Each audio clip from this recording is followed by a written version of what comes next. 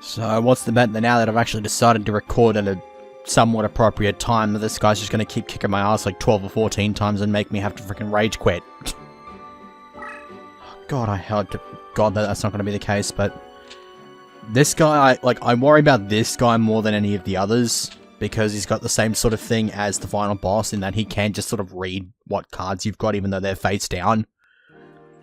It actually kind of makes sense considering the character, but I mean, he doesn't even have the Millennium Eye, so what the hell is that eye, like, why has he got that eye covered if it's not quite clearly not the Millennium Eye? Anyhow, I've opened with Violent Rain, I've got Salamander, Flame Cerebrus, I've got a whole bunch of shit that I can do here. I'm not going to complain about this in the absolute slightest, because his side of the board, unsurprisingly, is Toon Terrain, and this Toon Terrain is detrimental to everything except for stuff that benefits from Toon. And those monsters don't actually have to have the word Toon in their name, they just have to have the benefit in their special info section that just says strong in Toon Terrain, and then that's it. So, I'm sending Violent Rain in order to get a little bit of that terrain out of the way and turned into sea. Probably not the best idea considering I've still got my Pyro strategy, but at least it's gonna sort of clear out the Toon Terrain, and at the very least I can just send Kairyu Shin or Roaring Ocean Snake, or assuming I get the both of them, I can get fuse them into Aqua Dragon and then just move on from there. I'm going to throw down Molten Behemoth, because I'd rather set up first. Not to mention, more turns means more experience. Can never shut up about major rank, can I? So the way Pegasus works is he likes to sort of shut up shop, put a whole bunch of defenders and stuff like that. I'm going to exploit that, because I've got Shadow of Eyes, and I'm going to see if he's got any traps that need laying or anything like that. If I put it right there, then I should be right to clear out a whole bunch of this Toon Terrain. But I'm going to be relying more on the forest cards to get over that, as we see Roaring Ocean Snake enter the hand. The worst idea, but at the moment I'm just sort of replenishing, getting the... basically just trying to stack up a surplus of star points. Swings into that, which gives me the impression that it probably wasn't strong enough to deal with me otherwise, and now that I'm 2050, yeah, it was just a saggy, so it would have been 50 over, so that's why he attacked, but then he didn't take into account the effects, so I'm quite fine with that, but as far as I'm concerned, that's pretty much Violent Rain's purpose in this duel done and dusted, so go ahead and move up. Move Roaring Ocean Snake into that section of water, because Roaring Ocean Snake can generate even more terrain, and then of course whenever he battles, the terrain that he battles in becomes sea. So he's gonna get a lot more mileage. As we see Tremendous Fire come down, this thing is annoying. He kind of likes doing this as well, on top of just sort of shutting up shop and keeping his deck leader safe. There's Gate Dig, that's a good card to draw into. I'm not too sure if Mavlis can fuse with it and make Garvis. There's only one way to find that out, of course. But obviously I want to get all my star points rejuvenated and stuff like that. Yeah, let's plant him right there. I imagine if he's going to summon a creature, he'll swing into it knowing that it's going to be in Toon Terrain. At least that's his thought process, so... I'm hoping that the card he goes for here is... No, it's actually Mimicat. Mimicat is one of the most broken cards in the game. It is able to revive any card from either player's graveyard. It's basically Monster Reborn and Grave Robber in the one. So... Okay, there's Gate there. Do I want to throw down Behemoth? Yeah, whatever, I'll throw down Behemoth. Now, he's got that guy sort of just chilling out there. I'm not too sure what he's planning on doing with that. I'm going to go ahead and swing into this thing, because I'm pretty sure that was Tremendous Fire that he just brought back. Yeah. I'm not going to let him burn me for that 1000 damage. He can get wrecked. Okay, so the fact that he's got that card up towards the Labyrinth terrain like that implies to me that that's going to be a trap card. So... no, we don't want to move Gate Dig. That would be a terrible idea.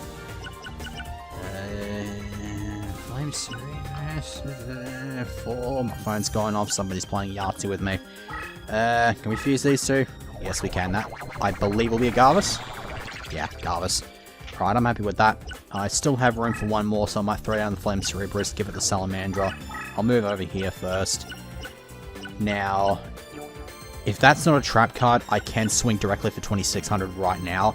If it's not, then this thing's going to be in a bit of trouble. I'm going to go for it anyway, because I don't actually mind really... I'm not in a position where I'm going to regret losing Roaring Ocean Snake if he does die. But in this case, I'm thankful that he's not actually taking the damage. Now, I might have gotten myself into a position here where I can actually just win the game right here.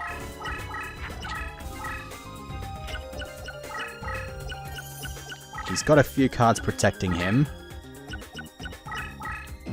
Now, this is the part where I kind of wonder, should I be conservative and just like let the segment run longer because it's still only like 6 minutes in? Or should I just commit the attack and if I win, then I win? Because against Pegasus, it'd be freaking amazing. But I'm just going to sort of chill out here. I'm going to swing to this thing, see what that is. Okay, Faceless Mage. Alright, I probably should have just swung the game, but I'm fine with that because I can get over that Spellbinding very easily. I just have Dragon Piper do that for me. And I've got this little chunk of forest, so anything that decides it's stupid enough to try to swing into Flame Cerebrus when it gets in there is not going to have a very good time. And once said Flame Cerebrus goes into the appropriate terrain, it's going to be able to get past even Acid Trap Hole, assuming he has that. But I think his ones are just stuff that gets around... I think they're just the ones that debilitate the enemy, so it might not even be a terrible idea to fit Salamandra onto this Fire Eye, because 2800 and you can get around those limited range traps is actually probably going to help me out a lot more. Because a fair few of his monsters that benefit from Toon Terrain are also Fiends.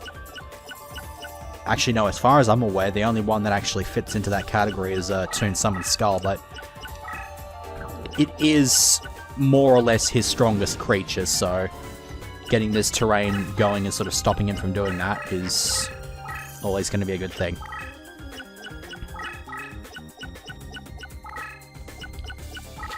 That goes to defense mode. He's going to... Yeah, he does not want to really just go full out attack here, which I'm more or less fine with, but...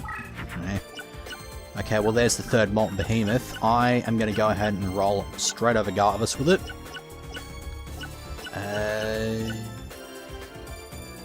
Okay, let me move Garvis over here. Throw Molten Behemoth down. Okay, well, that confirms my theory of Beast of 1200 plus combining with a Pyro to make the Flame Cerebrus. I'll try to remember that for next time.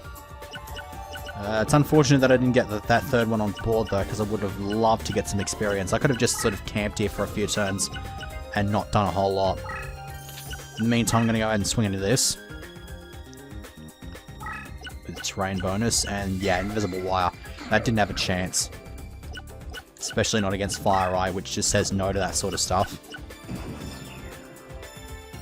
So at the end of my next turn, that thing's going to be free from Spellbinding, and it's probably going to walk straight into a trap.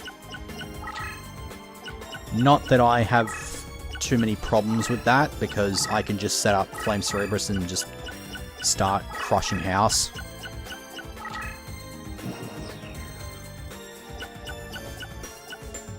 Speaking of Flame Cerebrus.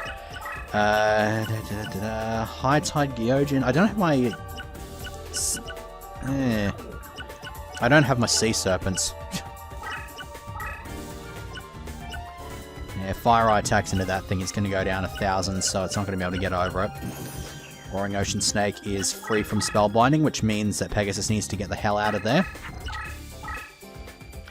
Now, it's lined up with that defense mode card, so it shouldn't trigger it if it's a trap, which means I should be able to maybe box this guy in. Or at least corner him with Snake.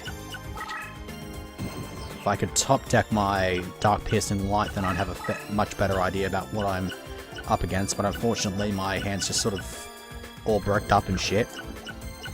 So let's go ahead and try this. Okay. That Defender's not a trap card then.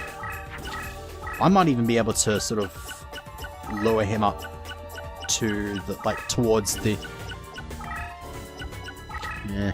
Okay, my brain just sort of farted right there, so I was thinking if I could lure him maybe towards my side of the board a little bit more, that might not be a terrible idea. It would involve having to use Fire Eye though, and he's only 1800 in the sea terrain.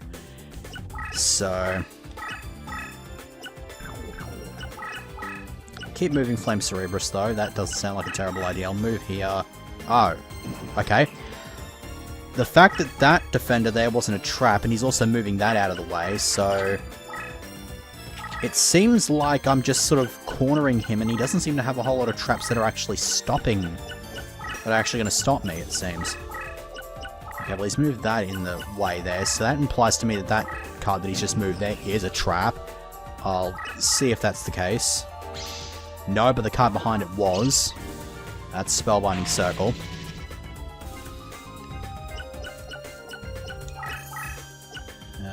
Okay, I think what I'm going to need to do here is I'm going to need to go Electric Lizard. I don't think I need it. Don't think I need that. Don't think I need that. I'm just going to go ahead and just sort of throw these ones away just so I can draw into some more cards. Again, I probably should have just attacked for game, but I didn't want it to be a really short segment, so... I may just have to force his traps out and just sort of keep throwing backups in there or something like that. Drawing into my next forest card, though, would also be quite nice. So there's Mangaryu Ran, who gets over Roaring Ocean Snake even with the terrain bonus and shit. As a fire attribute, though, it stays put because it's spellbound. There's Tremendous Fire for 1000 more damage. If I could steal his Tremendous Fire and use it for game, that'd be nice. And I don't have Ukazi in this deck either, so I can't just top deck that and be like, yay, I freaking kick your ass. Okay.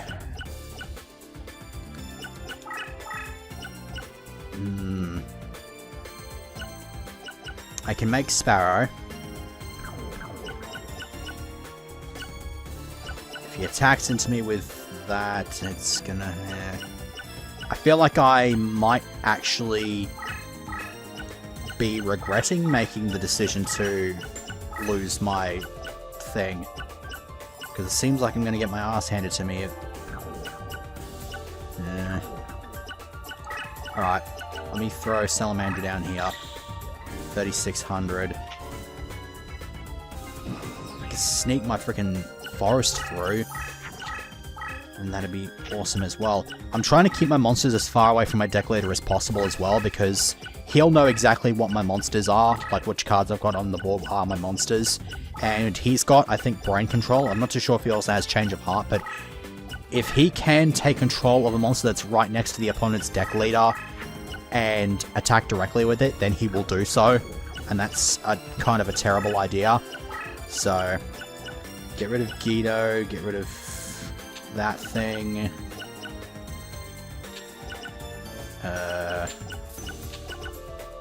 Let's try that. Only fusion that should be happening here is this one here. So, might send him over towards the forest.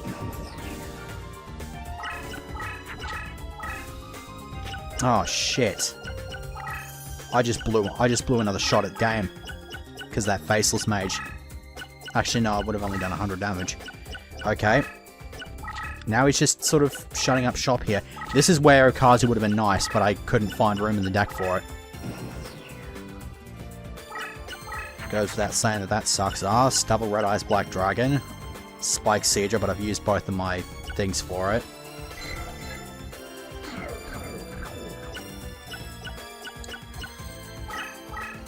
I don't much care for this.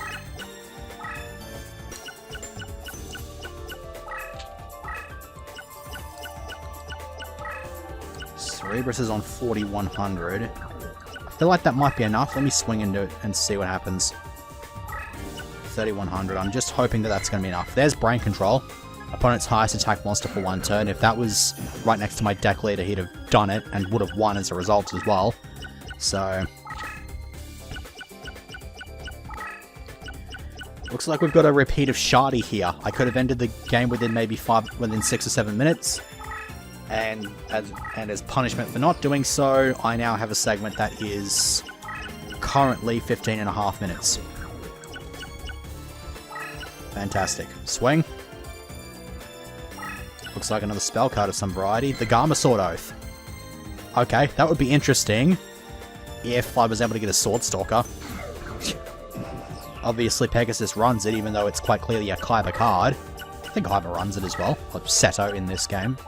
But he needs to get his deck leader right the fuck out of there. He's going to run over Rear-Ran as a result. Oh god. Please don't put that over. Okay, cool. That is all. That tells me that that's obviously just a monster. It's not going to stop me from attacking. None of the other cards seem to want to do the same thing either. So let me just pick one of the two to swing over at random, and we will go with this one. Yeah, Toon Summon Skull. It was down by 100, which is why I needed as much power as I possibly could in my Pyros. Because this will force him to the right, where I might be able to swing into him with Fire Eye or something.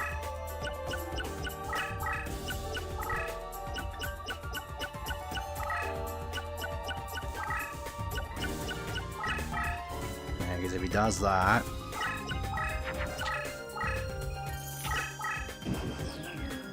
whatever that is. Okay, now here's a problem. I have to move it there, because if I move it into the Toon terrain, his Toon monsters will almost certainly be able to ram straight over it. Both those cards are in C terrain, and Fire Eye's not really going to benefit that much from it. Now, if that's a trap, then Fire Eye can just disarm it immediately. If it turns out to be a monster of some variety, then I've probably got this. Only way to find out is to get into my turn and then swing over whatever this is. Nope. Must have been a trap of some variety. See, now he's just pissing me off with all this fucking trap stuff. And I need to just find more cards to throw away here. Because this segment is going much longer than it really should be.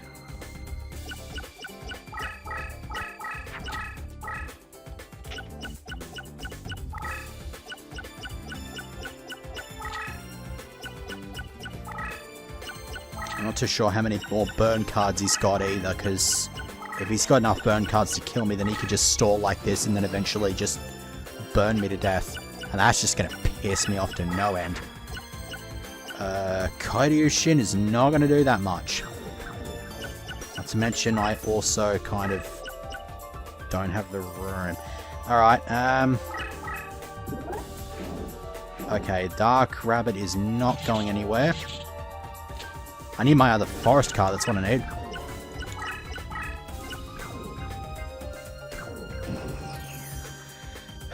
This is depressing. This is actually really depressing. I could have ended this game within maybe 6 minutes, and now I've got a segment that's going to take well over an hour to upload. As a matter of fact, if it stays this stagnant, I'm going to actually just end up resetting and just bailing out of it. Oh, lovely.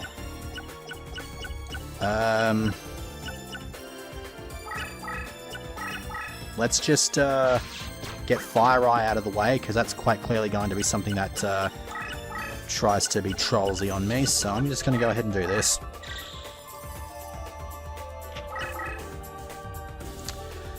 Why am I not surprised? It's another goddamn spell. It's like I need to attack just once for game. Attack into something of his, it's in attack mode. No, it's always a spell card that I'm running into.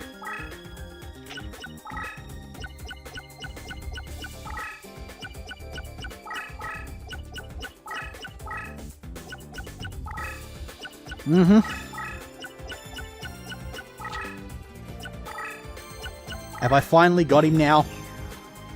Are we about good? Yeah, we're about good. This segment sucked.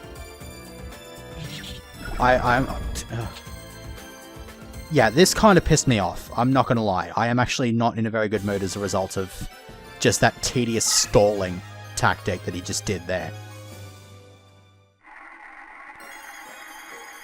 Oh my god. I'm not even gonna give two shits about Gamma Sword Oath because... Wait. Oh shit. Swordstalker actually is in there. Alright. Okay, I got Swordstalker. Can I get Gamma Sword Oath? Nope. Swordstalker is a very good card though. I'll definitely be running it in the future. It gains 100 attack for every monster that's in your graveyard when it gets flipped face up. It is a powerful card. It was one of the very few cards that had that we knew about that had a code. Like back when the game was first released, and whenever I went through playthroughs of this game, it was one of the very first cards that I put a code in for just because of how good it is.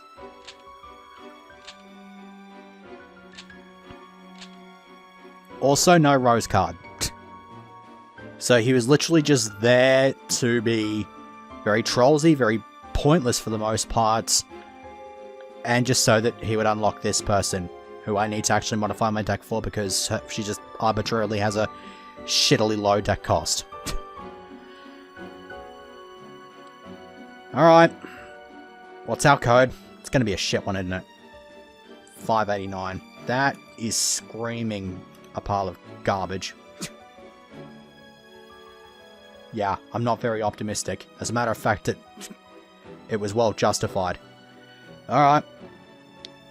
The code is for Amoeba, which is a very, very low attack point monster that generates C-Terrain when it dies. So it is basically a slower version of Violent Rain. It sucks.